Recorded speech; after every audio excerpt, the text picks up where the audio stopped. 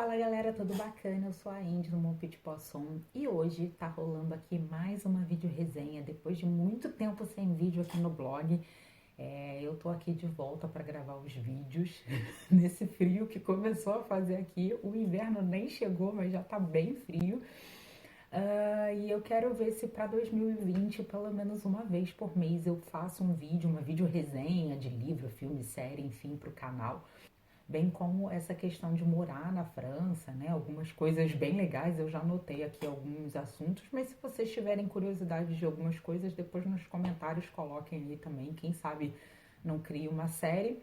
Mas o vídeo de hoje, na verdade, é uma culpa meio minha, sabe? Porque eu já li esse livro tem tanto tempo e eu falei, não, eu quero fazer um vídeo, eu quero fazer um vídeo, porque eu fiz o vídeo do primeiro livro, eu quero continuar o vídeo do segundo e tal.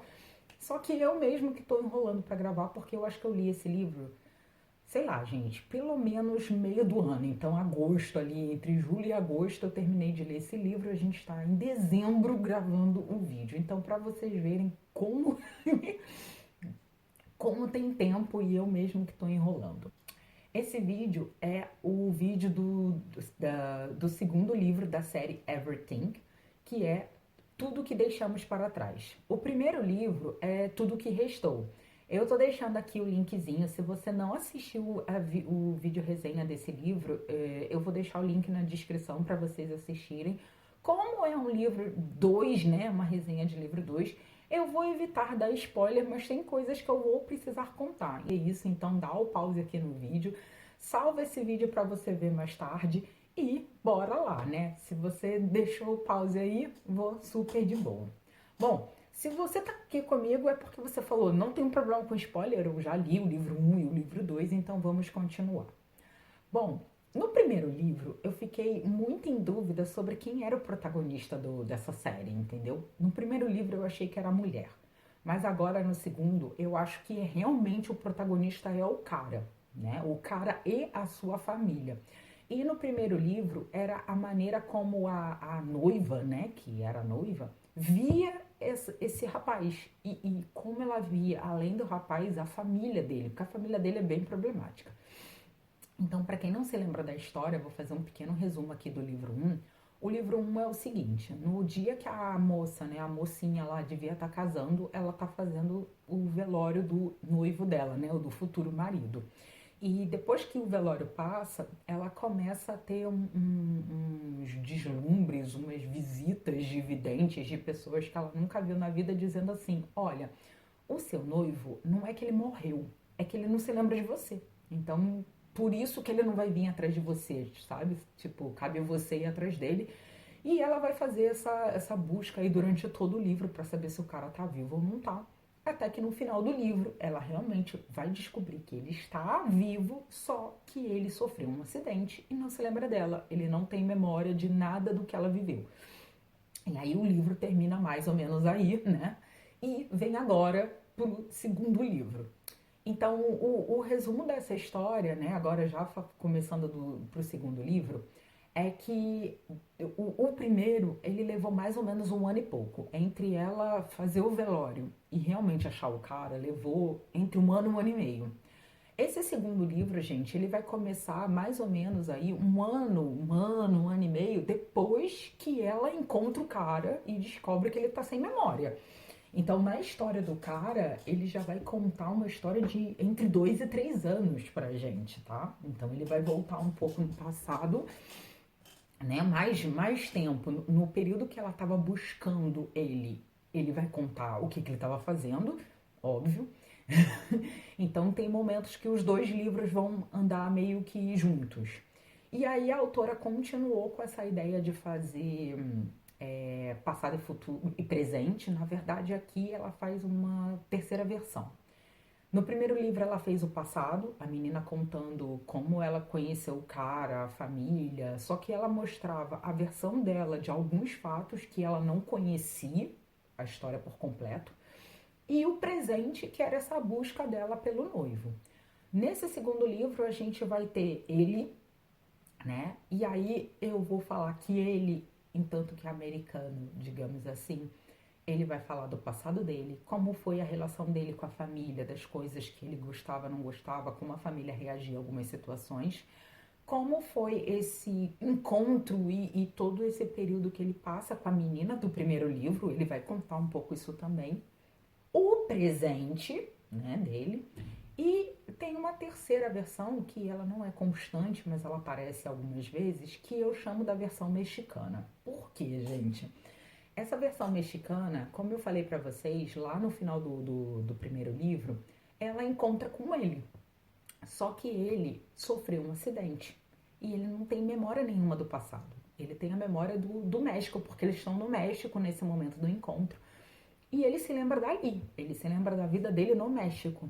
Então, depois que ela conversa com ele, essa versão dele mexicana resolve fazer um diário para deixar para a versão americana dele, contando tudo que ele viveu nesse tempo que ele tá lá. Então ele vai contar esse período pra gente. Então a gente entende o que de fato aconteceu enquanto ele estava no México, que ela não sabia. A gente passa a entender algumas coisas em relação a esses diários, né?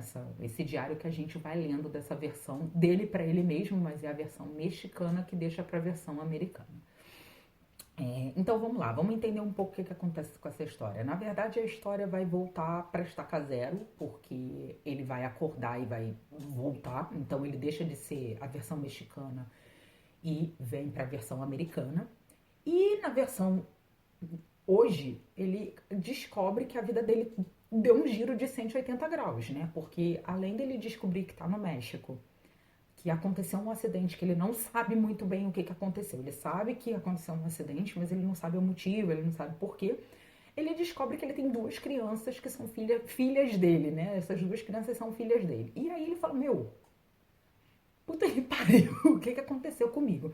Então, no presente, ele é uma pessoa muito perdida. Eu vou falar que eu tive muitos problemas com esse personagem no presente, porque ele é o famoso que não sabe se casa com uma bicicleta, entendeu? Eu acho que nos primeiros capítulos que ele narra no presente, eu entendo você tá desesperado. Só que ele arrasta essa indecisão o livro inteiro. Tipo assim, tá chegando no final do livro e o cara não sabe se casa, se compra uma bicicleta, entendeu? E aí eu falei, cara, tá chato. Então essa é uma coisa que me irritou muito no personagem durante a leitura no presente. Eu vou falar de cada uma das leituras, né? No presente, porque ele o tempo todo fica querendo também se fazer de vítima, do tipo, ai gente, mas a minha vida não era assim, ai não sei o que. Tipo, filho, ok, sabe? Pega aí os limões que a vida te deu e bola pra frente. Então, você vê que os outros personagens que estão ali gravitando em cima dele também não sabem o que fazer, porque como o cara também não toma uma atitude, você nunca sabe qual é a atitude que vai ser tomada. Então, no presente, ele tem essa relação com os filhos que mudou radicalmente, porque antes era uma relação e agora passou a ser outra. Então, ele tem que reconquistar os filhos aí, entre aspas, mas as crianças ficam um pouco arredia.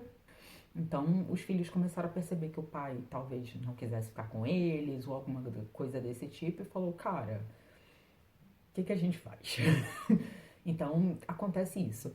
Tem algumas outras pessoas envolvidas, eu não quero falar muito para não dar spoiler, mas, por exemplo, a família dele também está envolvida, volta no presente e ele tem uma relação meio estranha com a família, como a gente vai ver no passado.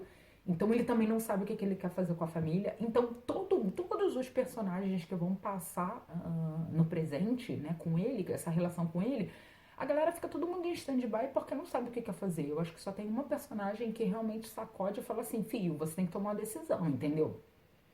Esse jeitinho em cima do muro não dá. Você tem que tomar uma decisão e você tem que cair. Então, eu vou falar pra vocês que se o livro fosse narrado todo no presente, cara, ia ser insuportável. Ainda bem que a autora fez essas mesclas, porque eu acho que eu não teria paciência pra acompanhar esse cara, não sabendo se caso eu compre uma bicicleta, 300 páginas. Mas, enfim.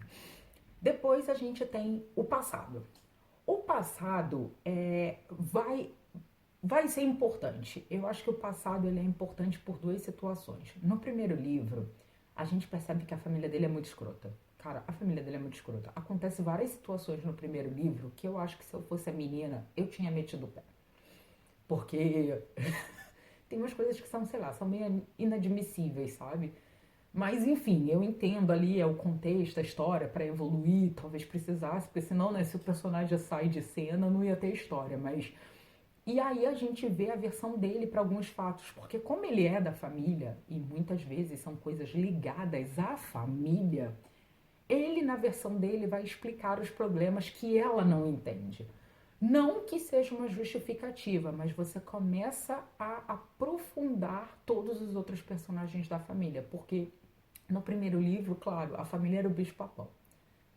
Mas não tinha uma explicação por que eles eram o bicho-papão, entendeu? No segundo, a gente começa a ter uma explicação. Não concordo com muitas coisas que foram feitas, na verdade, acho que com nada. Mas eu começo a ver a motivação de algumas situações, entendeu? Então, assim, continuo achando que a família dele é filha da puta pra cacete. A família dele causou 60% dos problemas, 70% dos problemas. Foi muito mais a família dele que causou com preconceito, com pensamentos bobos, mesquinhos, ou querendo, sei lá, vamos dizer assim, esconder coisas e segredos do que realmente situações, sabe? Tipo assim, não foi um erro dele falar, ai, eu devia, não sei, ter ser médico. E aí eu escolhi não ser, sabe? Beleza, eu me arrependi amargamente a vida inteira. Não foi isso. Era meio assim, eu quero ser pintor, mas a minha família quer que eu seja médico, então a minha família botou isso na cabeça. Eu sempre fui infeliz porque eu não era, né, eu não era pintor e aí eu também não era um bom médico e a família sempre me jogou isso na cara. Era meio isso, tipo assim, as expectativas que a família cria em cima do filho, dos filhos, né? Porque tem mais de um ali, a gente na família vai entendendo. Então, no passado a gente começa a entender quais são os problemas dessa família, entendeu? E isso acontece em muitos pontos, porque no livro dela, né, que ela conta a versão das coisas, a gente vê isso, que a família é responsável, mas a gente não entende até onde a família é responsável, entendeu? E no livro ele conta. Então a gente começa a dar profundidade a outros personagens e uma linha, um fio condutor aí um pouco mais interessante. E a versão mexicana é ele contando o que aconteceu de fato, como é que ele conheceu, vamos supor, que agora ele tem duas crianças, por que ele tem duas crianças, sabe? Quem foi, como ele conseguiu essa criança, o que foi acontecendo, as pessoas que ele foi conhecendo quando estava no México. Então a gente vai ver que alguns personagens eles vão se encontrar no presente e nessa versão mexicana, né? E aí vai, enfim, a história também vai ser desenvolvida. Mas eu acho que é o momento que, para mim, ficou faltando é realmente explicar o acidente. O acidente e algumas coisas ligadas a esse acidente ficou mal explicado para mim no primeiro livro. No segundo, eu acho que a autora tentou dar uma aprofundada, mas ela também não soube explicar exatamente o que ela queria dizer com isso. Sabe assim, aonde ela queria chegar com esse acidente. Porque o acidente ele é toda essa história dos dois livros. É o fato dele não estar lá, né? Dele perder a memória, ou né, uma vida que você vive sem se lembrar e tal. Só que o acidente, ele também está envolvido com uma situação da família, entendeu? Então, mas ela não explicou muito bem isso. Então eu saí do livro sem continuar entendendo qual é o problema desse acidente, aonde está a pegadinha, né? O pulo do gato tá onde ali. Então, não sei se isso vai ser no livro 3.